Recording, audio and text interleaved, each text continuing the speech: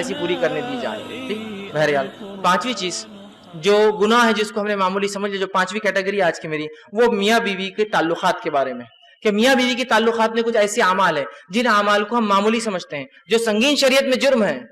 کبھی کبھار لگتا ہے یار یہ بہائی تو نہیں جو بات کہی جا رہی، یہ بہائی نہیں ہے، یہ شریعت کا علم ہے. اگر میں اپنی خواہش کی بنیاد پر آپ سے کہوں گا تو یہ بہائی ہے، لیکن شریعت کا علم اور ایک حرام چیز سے بچنے کے لیے بات کہی جا رہی ہے. جو نبی اکرم صلی اللہ علیہ وسلم جو سب سے زیادہ پاک باز، سب سے زیادہ باحیا شخصیت تھے، ان کے منہ سے اور ان کے زبان سے نکلے الفاظ ہے یہ، تاکہ امت اس گناہ سے بچ جائے. اس اعتبار سے میں بھی یہ باتوں کو رکھ رہا ہوں. ٹھیک ہے. تو پہلا گناہ جس چیز کو معمولی سمجھا جاتا ہے ہمارے سماج میں میاں بیوی کے تعلقات میں، وہ یہ ہے کہ جو ہے بیوی کا اپنے شوہر کو ہم بستری سے انکار کرنا، اپنے شوہر کو اپنے نزدیک آنے سے انکار کرنا.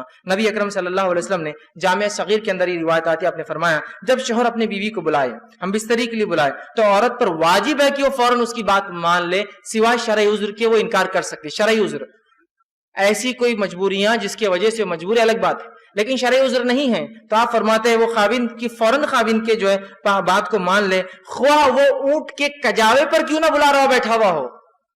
اونٹ کا کجاوا مطلب اس کی زین جس سے بیٹھتا ہے انسان، اس پہ بھی بلا رہا ہو تو اس کو جانا پڑے گا، اس کو انکار نہیں کر سکتی ہے وہ.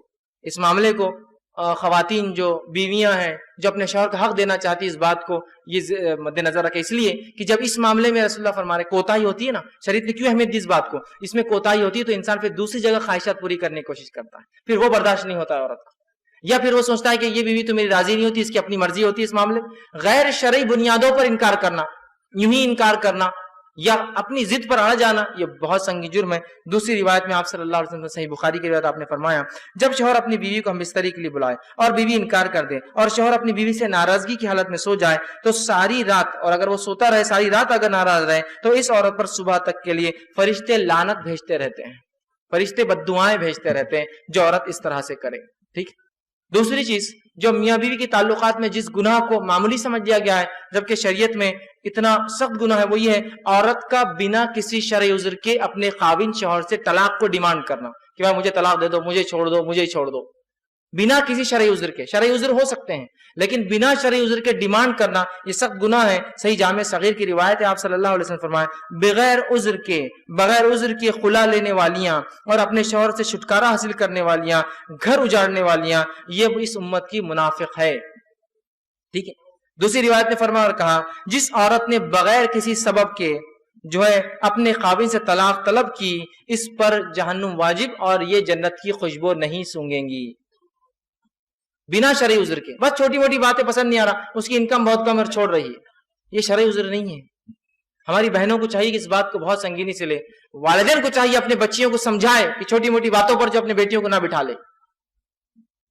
ڈیمانڈ کر رہے ہیں آپ، کتنی بری بات ہے، طلاق شوہر کا حق ہے اور آپ بیٹی ڈیمانڈ کرتی ہے، شرعی عذر بھی نہیں ہے اس کے پیچھے. تو یہ بڑی اہم چیز ہے، یاد رکھیں، اس بات کو سمجھنے ضرورت.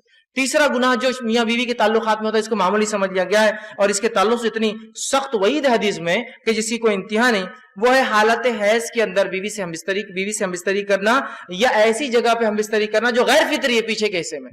آپ صلی اللہ علیہ وسلم نے فرمایا، جامع ترمذی کی روایت حدیث کے الفاظ کو ذرا غور کیجئے، جس شخص نے حیض والی عورت سے ہم بستری کی یا عورت کے پیچھے دبر میں جمع کیا یا کاہن یا نجومی کے پاس گیا اور اس کی بات کی تصدیق کی، اس نے اس چیز کا انکار کیا جو محمد صلی اللہ علیہ وسلم پر نازل ہوئی. وہ ایک شریعت کا منکر ہے، اس شریعت کا اس نے انکار کیا جس نے وہ عمل کیا. اس کے لیے کفارہ شریعت نے باندھا ہے، بہت سخت جرم ہے، لیکن لوگ اس کو سمجھ ہی نہیں پا رہے ہیں یا یہ تعلیم شاید حاصل کر ہی نہیں رہے، اس بات کو سمجھ ہی نہیں رہے کہ نکاح جب کر رہے ہیں تو اس سے پہلے اس کے تعلق سے، اس کے آداب، اس کے تعلق سے تمام معاملات کو سیکھا جائے.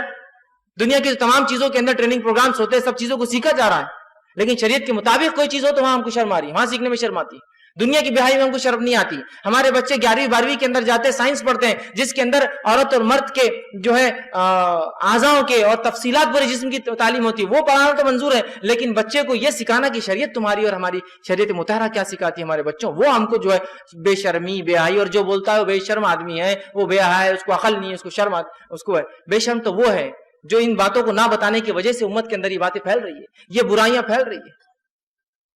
بہرحال اسی طرح جو ہے جو باتیں میاں بیوی کی تعلقات کی میں چوتھا گناہ جس کو معمولی سمجھ لیا گیا وہ یہ ہے کہ کسی غیر محرم عورت کے ساتھ خلوت میں اکیلے میں ملاقات کرنا اور کسی غیر محرم عورت سے ہاتھ ملانا یہ بہت سخت بری بات ہے۔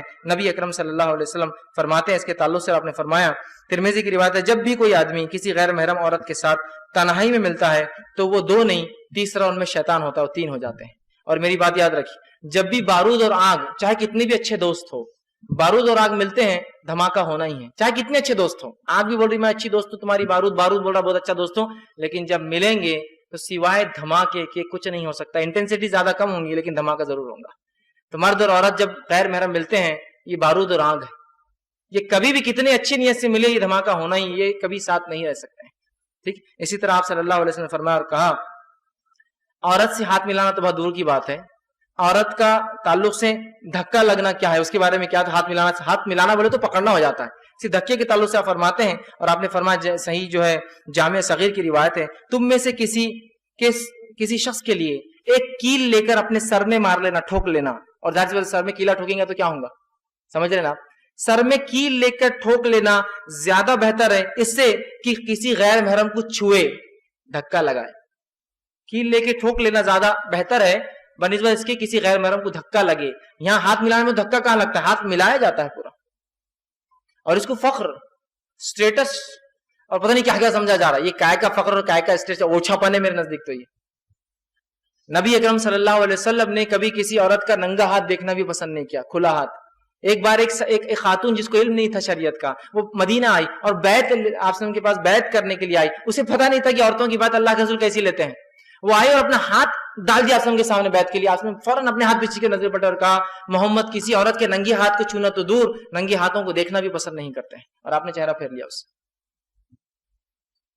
ہاتھ ملانا، اب یہ ہاتھ ملانا آفس کے لیے ہوتا ہوگا، بہت سے لوگ ان کا کلچر ہوتا ہے۔ کلچر کیا ہوتا ہے؟ کسی بھی عورت کو عید ملنے جاتے ہاتھ ملا کے ہاتھ پکڑ کے چومتے، کلچر۔ یہ کلچر فالتو کلچر ہے، چھوڑیے اس کلچر کو، نکل کے آئیے اس کلچر سے باہر۔ یہ شریعت نہیں ہے، جو شریعت محمد یہ کہہ رہے کیلا ٹھوکنا افضل ہے سر میں، ہاتھ دھکا لگنے سے کیسے وہ اجازت دیں گا کہ آپ کلچر کے نام پر جو کسی عورت کا ہاتھ پکڑے؟ نہیں، ہاں پر سماج میں چلتا ہے، کلچر ہے ہمارا کہ کسی بھی عورت کا ہاتھ پکڑ کے ہم چومتے عید کے دن خوشی میں چومتے۔ یہ کلچر شریعت نہیں ہے، اس کو نکالنا ہوگا ہم کو اپنی زندگیوں سے، ورنہ پھر ہم ان لوگوں کو روک نہیں سکتے ہاتھ ملانے سے، اس لیے کہ آپ بھی تو کلچر کے نام پہ ایک عمل کر رہے ہیں، ٹھیک۔ اسی طرح جو ہے چھٹی چیز، جو گناہ جس کو معمولی سمجھ لیا ہم نے اپنے سماج میں کرنا، جو کہ شریعت کے نزدیک حرام ہے، سب گناہ ہے، وہ یہ ہے جو ہے معاملات اور تجارت